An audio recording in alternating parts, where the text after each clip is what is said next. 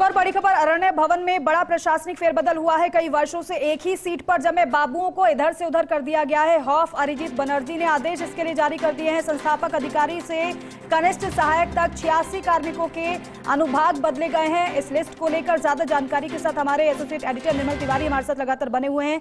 निर्मल जी, बताइएगा इस फेरबदल को लेकर।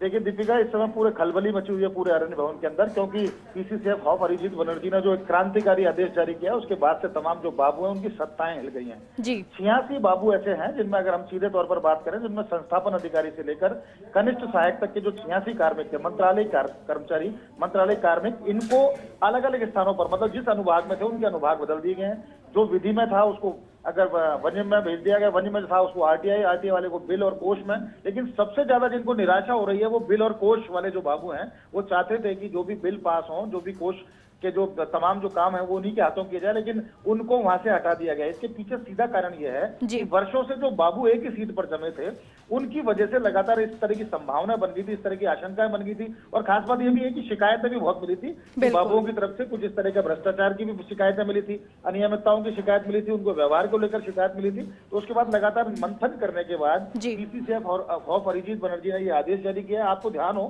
इससे पहले भी उन्होंने एक आदेश जारी किया था कि जो वन क्षेत्र के जो वाइल्ड लाइफ विंग के जो कर्मचारी हैं जिनको बाबू बना रखा है उनको वहां से तत्काल हटाया जाए, तो उनको भी वहां से हटाया गया। और अब ये दूसरा क्रांतिकारी आदेश है जिसमें उन्होंने पूरे अरण्य भवन के बाबुओं को इधर से उधर कर दिया है, मतलब उनके अनुभाग बदल दिए गए हैं। और जो लंबे समय से एक सीट पर थे उनकी सत्ता को लगातार इस तरह से हटाया गया ताकि वो वहां पर इस तरह का भ्रष्टाचार ना पनपे, इस तरह की अनियमितता ना हो, कोई गबन की संभावना है वो ना हो। बाबुओं को व्यवहार सुधारने की भी चेतावनी दी गई। और खास बात यह है कि इस आदेश के बाद अरण्य भवन में खलबली तो मची है, लेकिन बहुत सारे लोग इसका स्वागत कर रहे हैं, क्योंकि कुछ ऐसे भी वह कार्मिक है मंत्रालय विभाग के 86 कार्मिकों में जो अवसर चाहते थे कि उनको भी काम करने का अवसर मिले अलग अलग विंग के अंदर, लेकिन उनको अवसर नहीं मिल रहा था क्योंकि इन बाबुओं ने उन सीटों पर कब्जा जमा रखा था। लेकिन उनके कब्जे को हटाते हुए आज बड़ा ही क्रांतिकारी आदेश जारी किया पीसीसीएफ और अरिजीत बनर्जी ने।